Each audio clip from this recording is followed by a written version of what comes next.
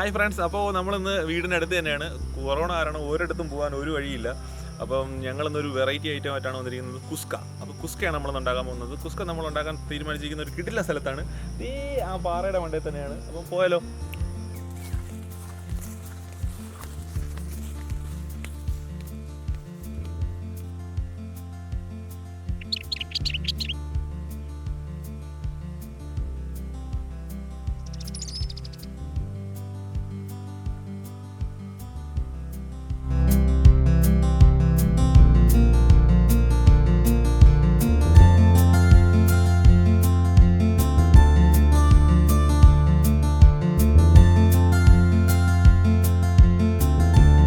കുസ്ക ഒരു ബിരിയാണി പോലത്തെ സ്പെഷ്യൽ ഫുഡാണ്. അപ്പോൾ നമുക്കത് എങ്ങനെയാണ് ഉണ്ടാക്കണമെന്ന് നോക്കാം.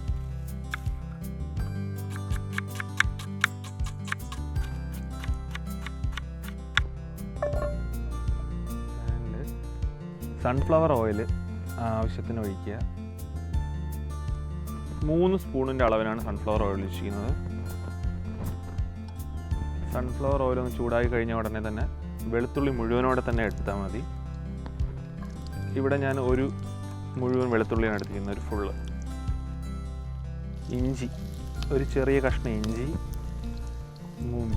നമ്മളെ ചെറിയ ഉള്ളി. ഇവിടെ ഞാനൊരു 7 ഉള്ളിയാണ് എടുത്തിരിക്കുന്നത്. ഒരു പച്ചമുളക്. ഞാനിവിടെ ഏകദേശം ഒരു 300 ഗ്രാം നമ്മളെ കൈമ റൈസാണ് എടുത്തിരിക്കുന്നത്. ഇത് ജസ്റ്റ് ഒന്ന് കളർ മാറി വരുന്ന സമയത്ത് നമുക്കിതിലേക്ക് തക്കാളിയും, പിന്നെ ഇതിൻ്റെ ഏറ്റവും സ്പെഷ്യൽ ആയിട്ടുള്ള സാധനം എന്ന് പറഞ്ഞാൽ നമ്മുടെ മല്ലിച്ചെപ്പും പുതിനയിലയുമാണ്. മല്ലിച്ചെപ്പും പുതിനയിലയാണ് ഇതിൽ ഞാൻ ഏറ്റവും കൂടുതൽ എടുത്തിരിക്കുന്നത്. അതാണ് ഇതിൻ്റെ ഒരു ടേസ്റ്റ്. ഇത് ആവശ്യത്തിന് ഇപ്പം ബ്രൗണായി വന്നിട്ടുണ്ട്. ഒരു 3 മിനിറ്റ് ഞാൻ നോക്കിയിട്ടുണ്ട്. നല്ല നമുക്ക് ടൊമാറ്റോ ഒന്ന് ആഡ് ചെയ്യാം.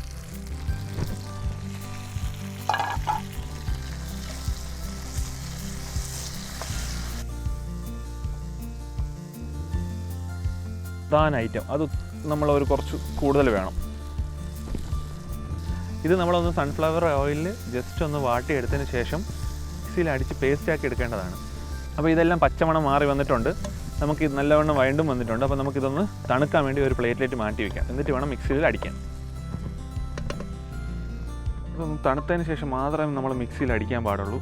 മിക്സിയിൽ നല്ല അരച്ച് നല്ല പേസ്റ്റ് പോലെ ആക്കണം. അപ്പോൾ കുസ്ക നമ്മൾ കുക്കറിലാണ് ഉണ്ടാക്കാൻ പോകുന്നത്. അപ്പോൾ കുക്കർ ഒന്ന് ചൂടായതിനു ശേഷം നമുക്കിതിൻ്റെ അകത്തൊരു 3 ടേബിൾ സ്പൂൺ നെയ്യ് ഒഴിക്കണം. അപ്പോൾ നെയ്യ് നല്ലവണ്ണം ഒന്ന് ചൂടായിട്ടുണ്ട്. അതിലേക്ക് പട്ട, ഗ്രാമ്പൂ, ഏലയ്ക്ക, കുരുമുളക് അതൊന്ന് ജസ്റ്റ് ഒന്ന് ചൂടാക്കിയെടുത്തതിന് ശേഷം ബേ ലീവ്സും കൂടി ഇട്ട് കഴിഞ്ഞാൽ നല്ല ടേസ്റ്റ് ആയിരിക്കും. എനിക്കിപ്പം ബേ ലീവ്സ് കിട്ടിയില്ല, അതുകൊണ്ട് ഞാൻ ബേ ലീവ്സ് യൂസ് ചെയ്യുന്നില്ല. ഇതൊന്ന് മൂത്ത് വരുന്ന സമയത്ത് ഞാനിവിടെ ഒരു സവാള, ഒരു വലിയ സവാള ചെറുതായിട്ട് കട്ട് ചെയ്തത്, ഒരു പച്ചമുളക് നീളത്തിൽ കീറിയത്, ഇതൊന്ന് ചോപ്പിച്ചെടുക്കാനുണ്ട്. ഇപ്പോൾ നമ്മുടെ സവാള നല്ല റെഡിഷ് ബ്രൗൺ കളറായി വന്നിട്ടുണ്ട്. അതിലേക്ക് നമ്മൾ നേരത്തെ തയ്യാറാക്കി മിക്സിയിൽ അരച്ചെടുത്ത നമ്മുടെ മസാലക്കൂട്ട് ഇതിൻ്റെ അകത്തോട്ട് ഇട്ട് കൊടുക്കാം. മസാല ഇട്ടതിന് ശേഷം നമ്മളൊന്ന് ലോ ഫ്ലെയിമിൽ വെച്ച് ഇതൊന്ന് ചൂടാക്കി എടുക്കണം. ഇതൊന്ന് ജസ്റ്റ് ചൂടായി വരുന്ന സമയത്ത് നമുക്ക് അതിലേക്ക് കുറച്ച് ചേരുവകൾ ചേർക്കാനുണ്ട്. ആദ്യം ആവശ്യത്തിന് ഉപ്പ്. മനസ്സിലാക്കുക, നമ്മൾ ഇതിൽ തന്നെയാണ് അരി ഇട്ട് ഇനി വേവിക്കാൻ പോകുന്നത്. അപ്പം ഉപ്പ് അതിനും കൂടെ കണക്കാക്കി ഒരല്പം കൂടുതലിടണം. ആവശ്യത്തിന് മുളക് പൊടി, ഒരു നുള്ള് മഞ്ഞൾപ്പൊടി, കുരുമുളക് പൊടി ഒരു ടേസ്റ്റിന്, പിന്നെ നമ്മളെ ഗരം മസാല പൊടിച്ചാണ്. നമ്മൾ ഈ മസാലയുടെ എല്ലാം പച്ച മണമൊന്ന് മാറി വരണ സമയത്ത് നമുക്ക് ഒരു 2 ടേബിൾ സ്പൂൺ തൈര് ഒഴിക്കാനുണ്ട്.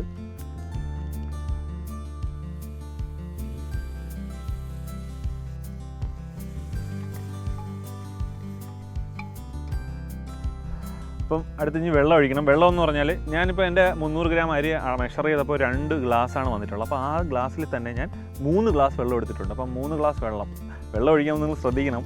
വെള്ളം ഒരു കാരണവശാലും കൂടി പോകരുത്. വെള്ളം കൂടിപ്പോയി കഴിഞ്ഞാൽ എല്ലാം ആകെ അലമ്പമാവും.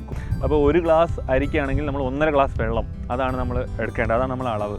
വെള്ളം തിളച്ചിട്ടുണ്ട്. അപ്പോൾ ആ രീതിയിലോട്ട് അടിയാണ്. കൈമ റൈസാണ്.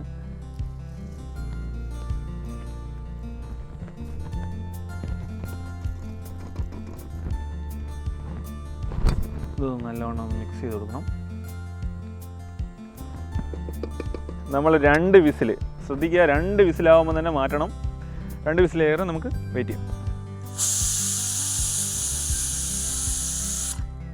അപ്പോൾ 2 വിസിലായിട്ടുണ്ട്, നമ്മളത് മാറ്റിയേക്കാം. നമ്മുടെ കുസ്കയിലൂടെ കഴിക്കാൻ വേണ്ടി നമ്മൾ എഗ് റോസ്റ്റ് ഉണ്ടാക്കാൻ പോകണം. അപ്പോൾ എഗ് റോസ്റ്റ് ഉണ്ടാക്കാനുള്ള മസാല നമുക്കൊന്ന് തയ്യാറാക്കാം.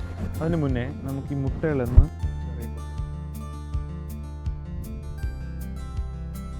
മുട്ട റോസ്റ്റ് ഉണ്ടാക്കാനുള്ള ആദ്യം ഒരു ലേശം മുളക് പൊടി, ആവശ്യത്തിന് മഞ്ഞൾപ്പൊടി ഞാൻ സ്വല്പം എടുത്തിട്ടുള്ളൂ, 1/4 സ്പൂൺ ഗരം മസാല, അതുപോലെ തന്നെ 1/4 സ്പൂൺ കുരുമുളക്, പിന്നെ നമ്മുടെ ആവശ്യത്തിനുള്ള ഉപ്പ്. ഇതൊന്ന് മിക്സ് ആക്കിയതിന് ശേഷം ഇതിലേക്ക് സൺഫ്ലവർ ഓയിൽ ഒഴിക്കുക.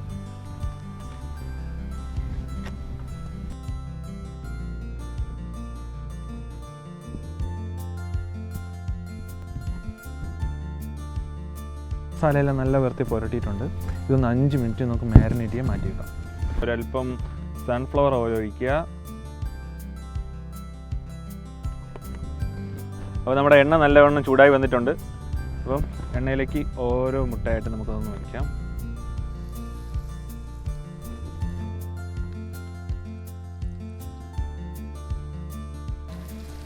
ഡീപ്പ് ഫ്രൈ ആക്കി എടുക്കേണ്ട ആവശ്യമില്ല, നമുക്കൊന്ന് ഹൈ ഫ്ലെയിമിൽ 3 മിനിറ്റ് ഒന്ന് ഫ്രൈ ചെയ്തെടുത്താൽ മതി.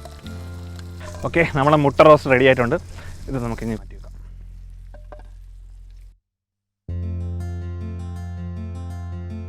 നമ്മുടെ കുസ്ക റെഡി ആയിട്ടുണ്ട്. അപ്പോൾ കുസ്ക ഒന്ന് സർവിങ് പ്ലേറ്റിലേക്ക് മാറ്റി ഈ മുട്ട വെച്ച് ഒന്ന് ഡെക്കറേറ്റ് ചെയ്ത് നമുക്ക് കഴിക്കാം.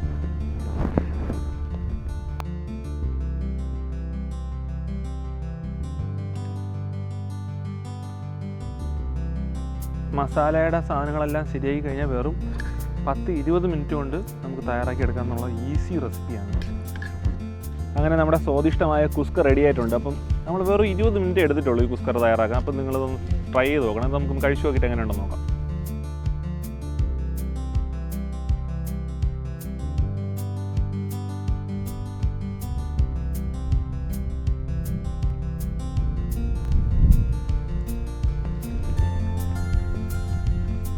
എങ്ങനെയുണ്ട് കുസ്ക? എങ്ങനെയുണ്ട്? സൂപ്പർ അല്ലേ? ഒരു വെറൈറ്റി ടേസ്റ്റാണ്. ഞാനിത് ആദ്യമായിട്ടാണ് സത്യം പറഞ്ഞാൽ കഴിക്കണം. എങ്ങനെയാണെന്ന് വെച്ച് കഴിഞ്ഞാൽ ഇന്നലെ എൻ്റെ ഫ്രണ്ട് എന്നോട് സ്കൂളിലുണ്ടായിരുന്ന സീന, അവൾ സ്റ്റാറ്റസ് ഇട്ടിട്ടുണ്ടായിരുന്നു കേട്ടോ, കുസ്ക എന്നും പറഞ്ഞു. അപ്പോൾ ഞാൻ റെസിപ്പി ചോദിച്ചപ്പോൾ അവളെനിക്ക് റെസിപ്പി വാട്സപ്പിൽ അയച്ചു ചെയ്യുന്ന വോയിസ്. ഞാൻ ഉണ്ടാക്കി നോക്കി. അപ്പോൾ സംഗതി എനിക്ക് ഭയങ്കരമായിട്ട് ഇഷ്ടപ്പെട്ടു. അപ്പോൾ ഞാൻ എൻ്റെ ഫ്രണ്ട്സിൻ്റെ അടുത്ത് ചോദിച്ചപ്പോൾ ആരും കുസ്ക കഴിച്ചിട്ടില്ല. അങ്ങനെ സീനിൻ്റെ ഞാൻ പറഞ്ഞിട്ട് സീന കുസ്ക ഭയങ്കര ടേസ്റ്റ് ആയിട്ടുണ്ടെന്ന് പറഞ്ഞപ്പോൾ എൻ്റെ കൂടെ തന്നെ സ്കൂളിലുണ്ടായിരുന്ന 5 തവണ നമുക്ക് ഈ റെസിപ്പി പറഞ്ഞു കൊടുത്തതാണ്. സംഭവം 20 മിനിറ്റ് കൊണ്ട് നമുക്ക് കുക്ക് ചെയ്തെടുക്കാനും പറ്റും. എന്നാൽ ഒരു രക്ഷയില്ലാത്ത ടേസ്റ്റ്.